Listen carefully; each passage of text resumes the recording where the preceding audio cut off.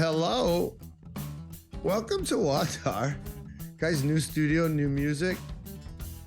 I want to welcome you to the music, to the fine idlings, Greg Gilbertson. That's right, Wisconsin supporter and also a world-class musician. Also a recent sojourner at the KP table. Listen to that. It's so good. I love it. This is WAWTAR. This is White JuJu. We've been talking about it over the last 3 episodes. Today I want to finish. What is JuJu? So what have we been doing? We're trying to figure out the story of voodoo, which is really another word for old world folk religion, which is really another word for something like paganism, which is another word for something like old world religion minus the monotheistic inclination of Islam, Judaism, and Christianity. Some people argue in history those are the rationalizing religions. I don't argue that. I don't think Christianity is rationalizing. I think it would be the proper unity of irrationality and reason. But that aside, as your guide today, I want to finish my thoughts on signs, cures, and witchery, also known as White JuJu, by just playing you a little voice from Appalachia, from a documentary. You can catch you can go Google it. You can see the show notes. But I just want you to hear what I've been talking about. This is a lady reporting about some juju that was practiced in Appalachia. If you can see it, the woman you're looking at right now is actually a witch. She was accused of such, and she admits to it. But this is a different woman. We're going to jump in. Let's listen. She had a tree above the house. She called her pin This is tree. Mary. And she had a black cat she'd send across the hill to her other sister. She's talking about a witch nearby her coming up when she was a little girl. She'd drive pins in that cherry tree. Whenever she wanted to bewitch someone, she'd put a pin in that tree. He never got mom, she never got dad, because they always carried a ticket. You can doctor somebody. Oh boy, you can doctor somebody. This lady's great. She never got dead because she carried a ticket. So a ticket was what the witch was writing up there in West Virginia. This is in West Virginia. Some of these cats are in Kentucky, some are in West Virginia. So the ticket is what you can write if you're a witch that will protect you. The witch would write different tickets and protect different people. And you would always do it in the name of something. And often it was in the name of the Holy Ghost, which makes sense because it's a ghost. You see, I'm not being blasphemous. I'm trying to show you guys something. A witch is a witch is a witch. In other words, a person dabbling in the spirit is dabbling in the spirit. And most of us, because of the things we've been talking about over the 4, quote, episodes of White JuJu, go back and look at them. I would love that. Most of us think we're not dabbling at all. That's the whole point. The New World League says we don't dabble at all. That there is no dabbling in the spiritual world because it doesn't exist. Last episode, we talked about the 10 principles of the modern world, the 10 scientific principles.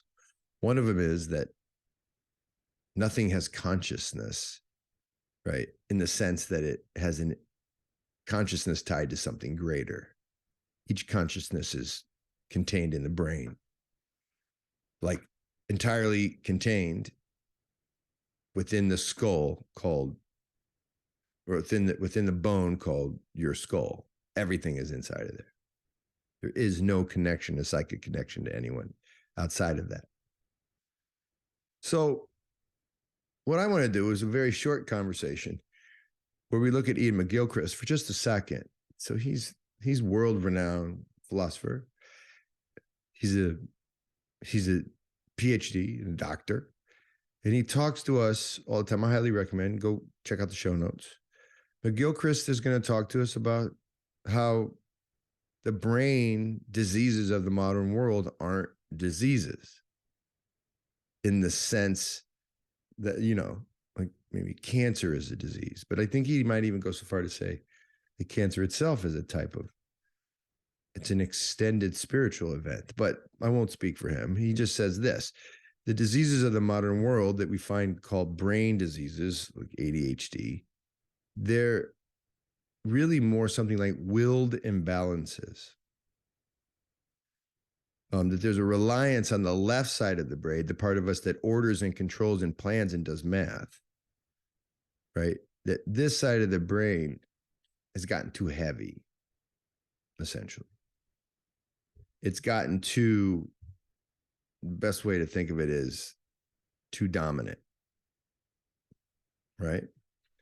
And so he talks about this imbalance as really being a way that we inherit thinking itself. We have in our culture, we have taught a way of thinking that is imbalanced.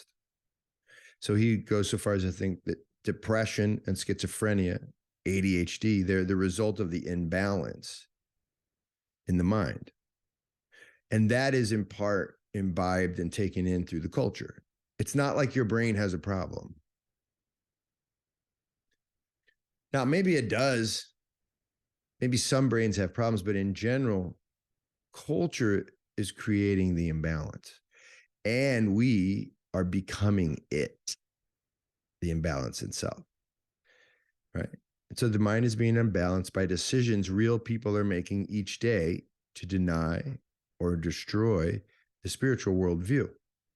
See, what he's going to try to say is the the right hemisphere, it's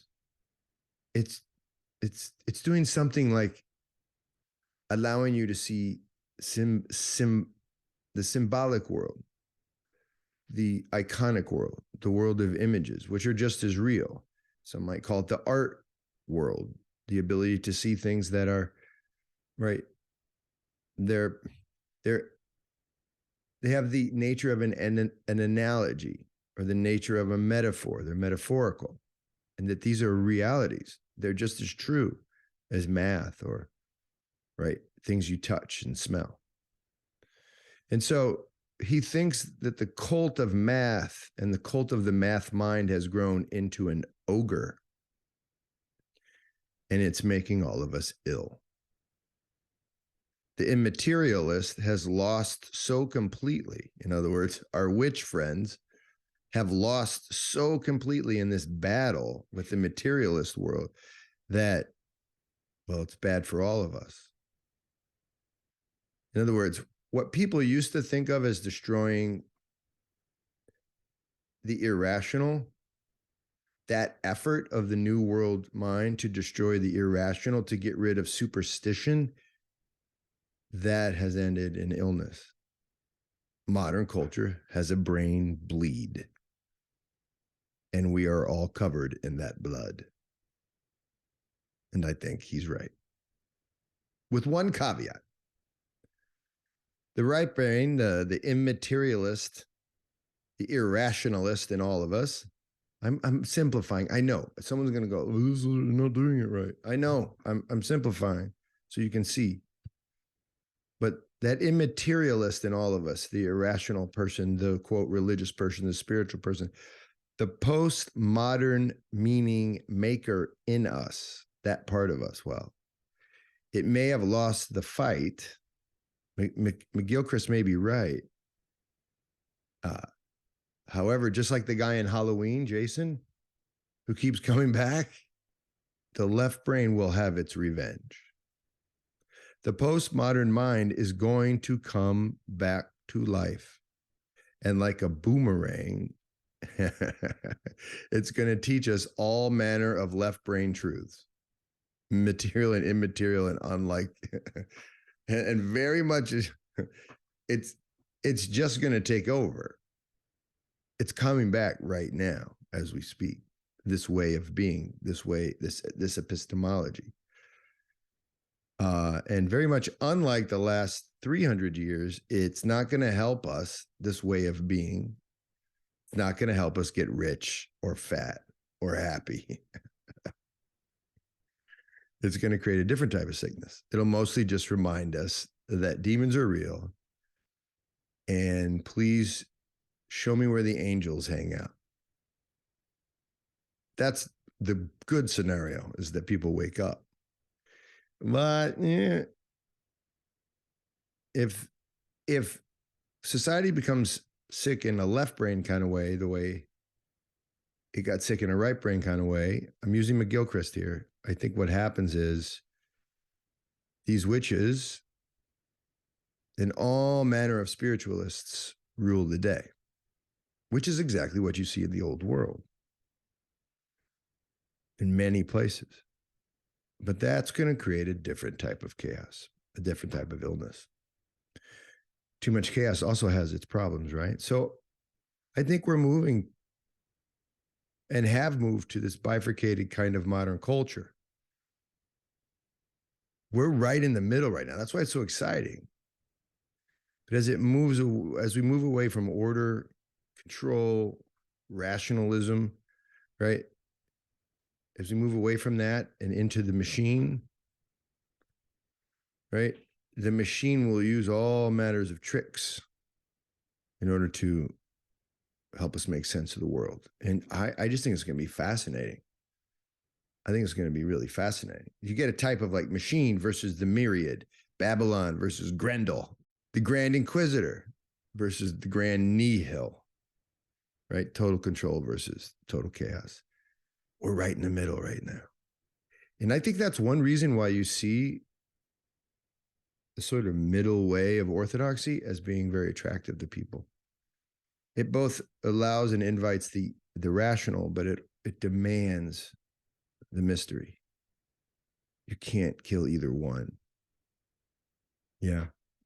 I think maybe all of history is always about this. I think you can pick any time in history and essentially this conversation can be framed and it will help make sense of every historical epoch ever. And that is today's gig on WAWTAR. I'm John Heers.